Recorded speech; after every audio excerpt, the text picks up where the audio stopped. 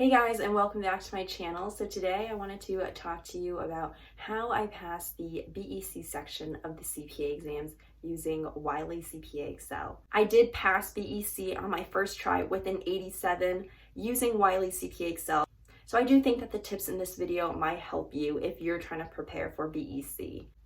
And before I get started, if this is your first time watching one of my videos, or if you're not subscribed already, then please subscribe and turn on the bell notification if you like these types of videos and you would like to see more. So just a disclaimer is that everything in this video is just my opinion and experience. Your opinion and experience might be different than mine, and what worked for me might not work for you. So I have to say, before I started studying for BEC, I thought that BEC would be the easiest section out of the 4 sections of the CPA exams because it has the highest pass rate, and I just thought business concepts would probably be pretty easy.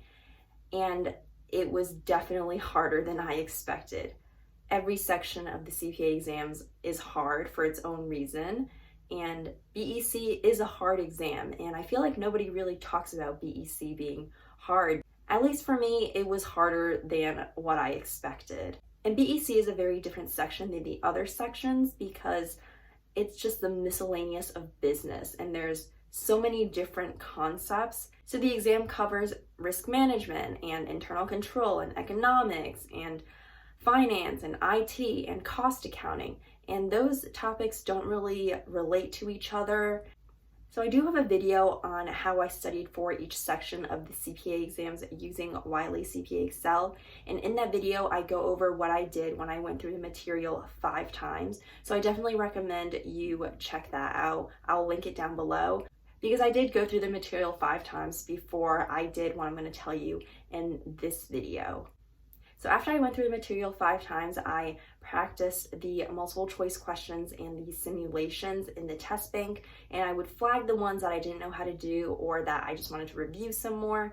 So I would do the multiple choice questions in batches of 10, and I would do the simulations in batches of 5 until I got through all of the questions in the test bank. And after I got through all the questions in the test bank, I would redo the questions that I flagged both in the test bank and when I was going through the textbook 5 times, the ones in the lesson assessment. I would pull flagged questions and I would redo those. And if I felt like I understood the material, then I would unflag it. But if I felt like I just wanted to review it some more, then I would keep it flagged. And I would keep redoing the questions until exam day. For BEC, I did do all 4 practice exams, the 3 that are offered in the regular review course, and then the 1 that's offered in the 11th hour review. And I did that because I just had some extra time, so I figured why not, I'll just do all 4. And I'll have a better insight about what I might actually score on the actual exam. My average on all 4 of those practice exams was an 86, and I ended up scoring an 87 on the actual exam. So I do think that the practice exam is pretty representative of how you might score on the actual exam. So after I did the practice exam, I would go through the questions that I missed and figure out why I missed the ones that I missed. And I would also look at the questions that I got right just to make sure I didn't get them right just by guessing.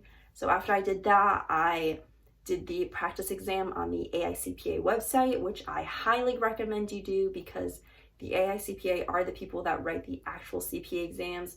So the practice exam on their website will give you a good understanding of what types of questions you might see on your actual exam. So after I did that, I spent the day before my exam going through all the material.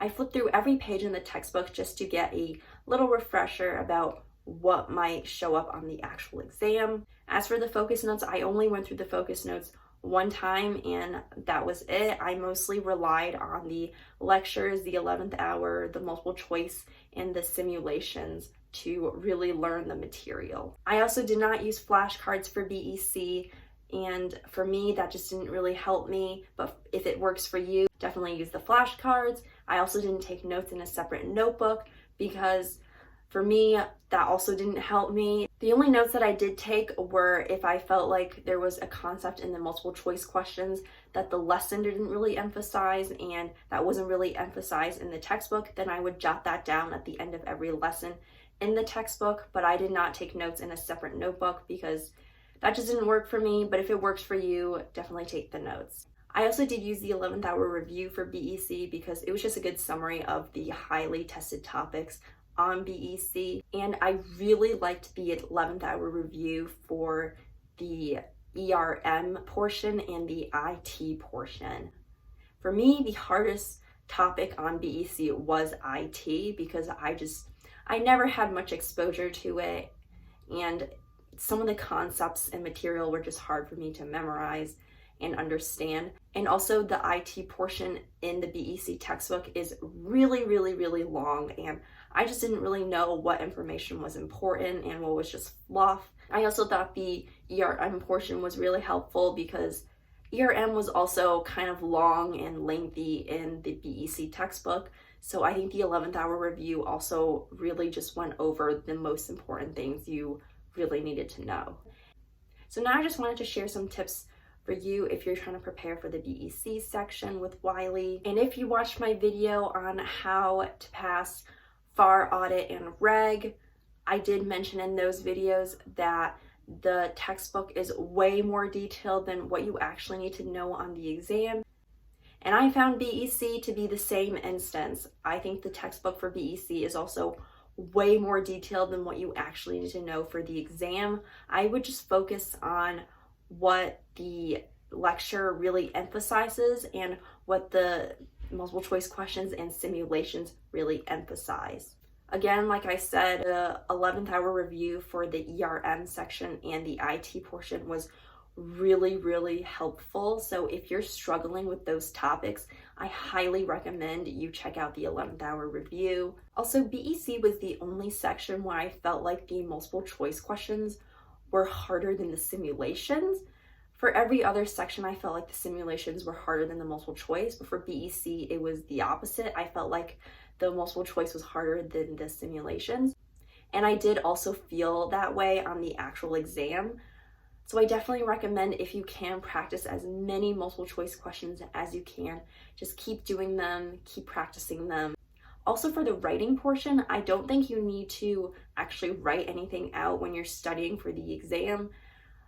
I think if you know the material, then you should be able to write about it on the exam. For me, what I did was I just read the example in Wiley and also the example on the practice exam on the AICPA website, and that's basically how I studied for the writing portion. The only time I actually wrote an entire memo for the writing portion was on my actual exam, and while I was studying, all I did was I just read the answer.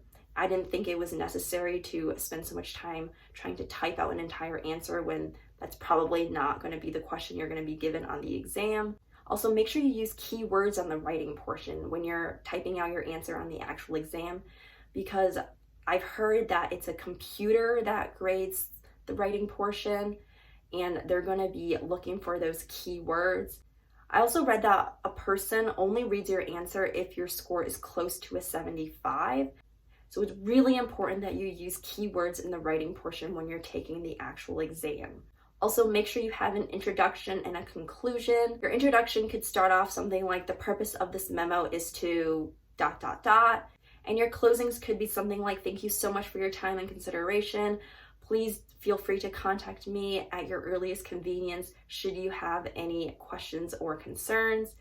And make sure you have at least one body paragraph. Ideally, you would have a second and a third, but make sure you have at least one. And I wouldn't worry too much about the writing section because in my experience, the questions that they asked me to write about on the exam were not very difficult. They were very broad, so I wouldn't worry too much about it. Just make sure you use keywords and make sure you have an introduction, conclusion, and body paragraphs. I would just have a template ready for when you actually go into the exam. So that's basically how I passed BEC on my first try with an 87, and also some tips that I had for you. Good luck if you're studying for BEC and you're taking it soon. I wish you the best of luck on your exam. And if you like this video and you learned something, or you would like to see more videos and you're not subscribed, then please subscribe and turn on the bell notification so you'll never miss a video if you're notified. And I'll talk to you next time.